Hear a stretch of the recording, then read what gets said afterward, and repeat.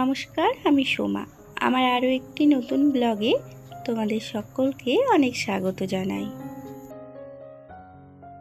আশা করছি তোমরা সকলেই খুব ভালো আছো। আজ বুধবার আর এখন বাজে সকাল 7টা। আর এই তো সকাল 7টা থেকেই শুরু করে দিলাম আজকের একটি নতুন ব্লগ।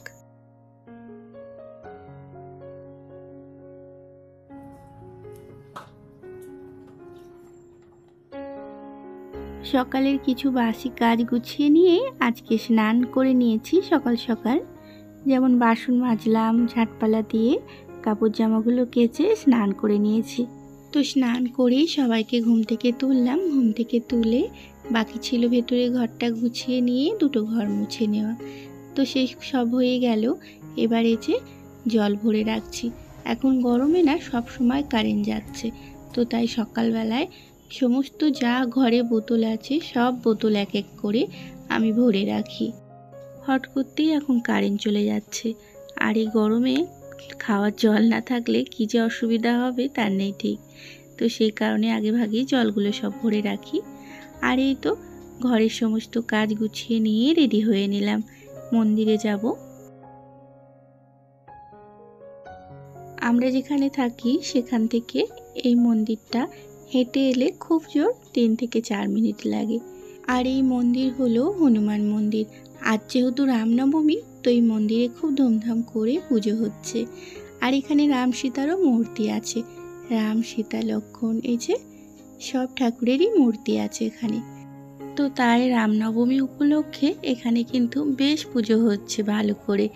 আর খুব সুন্দর মন্দিরটাকে সাজিয়েছে।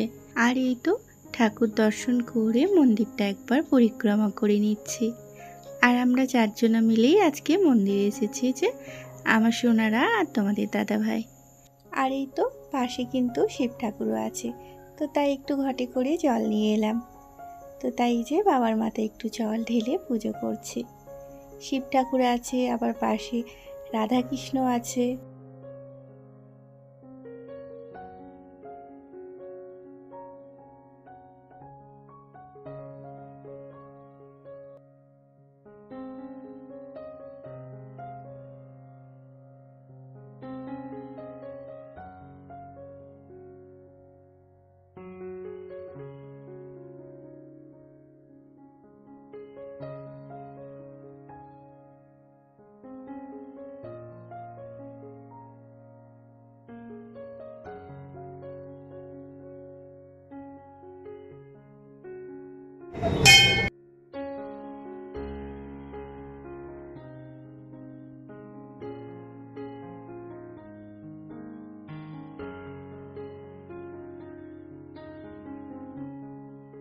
আর এই তো মন্দির থেকে পুজো দিয়ে চলে এলাম আমরা সবাই। এসেই আগে কাপড়টা চেঞ্জ করে এসে ভাত বসিয়ে দিলাম। এই গরমে না ভালো লাগে না, মনে হয় যেন সকাল সকাল যত রান্নাটা হয়ে যাবে তত যেন শান্তি। আর এই যে ভাতটা হয়েও গেল আমার কাটাকুটি করতে করতে। বলি না, এই চালগুলো এক সেদ্ধ, একবারই সেদ্ধ, বেশিক্ষণ ফোটে না। জল গরম হলো কি ভাত দিলেই চাল দিলেই ভাত হয়ে যায়। উল্টো পাল্টা বকছি আমি, এই গরমে মাথা খারাপ হয়ে যাচ্ছে। আবার ভয়েসে আওয়াজ হবে বলে পাখা কুলার সব বন্ধ করে ভয়েস দিচ্ছি, তো আরও এর জন্য মাথাটা খারাপ হয়ে যাচ্ছে।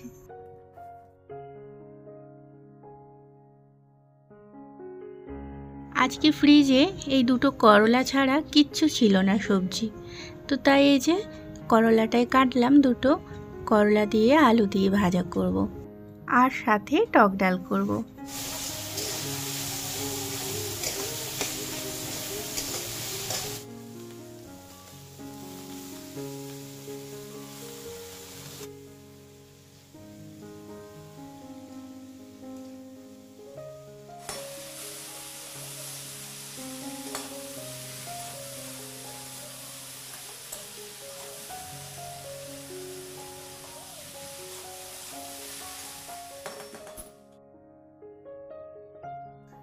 আর এই তো আলুটা ভাজা হোক ততক্ষণ, আর এদিকে ডালটাও ফোড়ন দিয়ে নিলাম। ডালটা আগে থেকেই সিদ্ধ করা ছিল, আমগুলো একটু ভেজে নিয়েই ডালটা ফোড়ন দিয়ে দিলাম। তো গ্যাসগুলো আসতে দিয়েছি, ততক্ষণ এগুলো হোক, ততক্ষণ আমি কিছু খেয়ে নেব। আর এতটা বেলা হয়ে গেল আর চা খেতে ভালো লাগছে না, তো এই কারণে এই যে একটু পায়েস খাচ্ছি। কালকের পায়েসটা ফ্রিজে ছিল, এই মাত্র বার করলাম।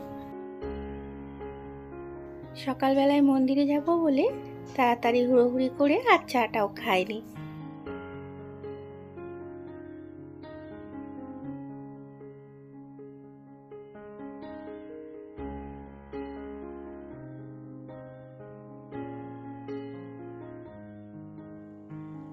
আর এই তো দেখো রান্না বান্না করে গুছিয়ে বাগিয়ে একটু বসেছিলাম, তো দেখছি যে মেঘ ধরতে না ধরতেই বৃষ্টি চলে এলো। কতদিন পর বৃষ্টি হচ্ছে আর ভিজে মাটির এত সুন্দর গন্ধ বেরোচ্ছে, কি বলবো। ভিজে মাটির গন্ধ না আমার খুব ভালো লাগে।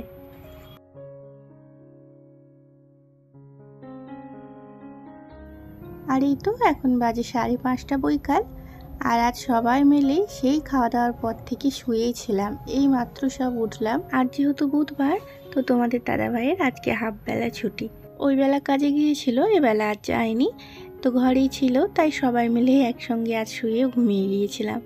আর এত সুন্দর ঠান্ডা ঠান্ডা ওয়েদারটা, আর সেই যে বৃষ্টি হচ্ছিল দুপুরবেলায় দেখালাম, তো সেই থেকে বৃষ্টি এখনো পর্যন্ত হয়ে যাচ্ছে।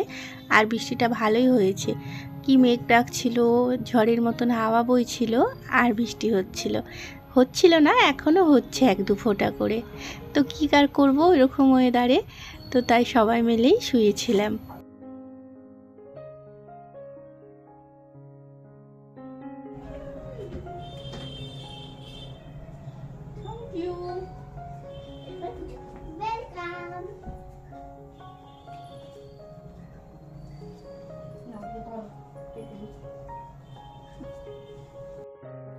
আর এরকম যদি হেল্পের লোক থাকে 1-2 ঘরে, তো কাজের আর কি চিন্তা, তাই না? আর এই দেখো তোমাদের বলছিলাম না এখনো বৃষ্টি হচ্ছে 1-2 ফোঁটা, তো দেখো এই যে জল দাঁড়িয়ে গেছে, মানে ভালোই বৃষ্টি হয়েছে। আর এখনো কত হাওয়া বইছে দেখছো, গাছগুলো পুরো হেলে যাচ্ছে।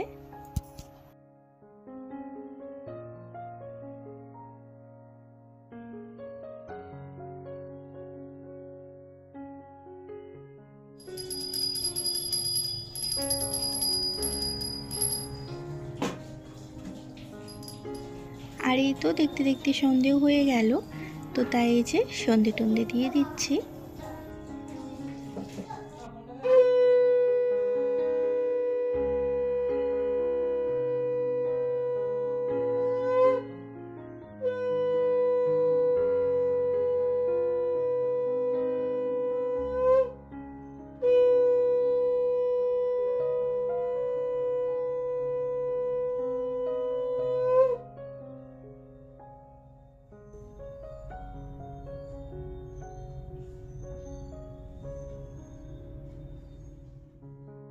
আর এই তো সন্ধে টন্ধে দিয়ে রাত্রির এই যে খাবার বানিয়ে নিচ্ছি। তো কি আর করা যায়, সেই দুপুর থেকে আজকে কারেন্ট নেই, কি একটু জল হলো না হলো কারেন্ট চলে গেল, আর এখনো পর্যন্ত কারেন্ট আসার নাম নেই। ভেতরের লাইটটা কিন্তু ব্যাটারিতে জ্বলে, ভেতরে ঘরে এর জন্য লাইট জ্বলছে, আর রান্নাঘরে এই যে অন্ধকার, আর একদম ভালো লাগছে না এই অন্ধকারে। তো তাই এই যে রাত্রিরে খাবার বানিয়ে নিচ্ছি তাড়াতাড়ি, আবারও খেয়ে দিয়ে শুয়ে পড়বো। কি আর করার আছে, ফোনগুলোতেও চার্জ শেষই হয়ে এসেছে। আর এই যে তোমাদের দাদা ভাইও বসে আছে আমার কাছে, আলু কেটে দিচ্ছে, আলুর চচ্চড়ি করব, আর এই যে রাত্রে রুটি করব। তো বন্ধুরা আজকের মতন ব্লগটা আমি এখানেই শেষ করছি, আবারও দেখা হবে একটা নতুন ব্লগে। তো তোমরা ভালো থেকো আর সুস্থ থেকো, আর আমার ব্লগটি যদি তোমাদের এতটুকুও ভালো লেগে থাকে, তো চ্যানেলটিকে সাবস্ক্রাইব করে আমার পাশে থাকার অনুরোধ রইল।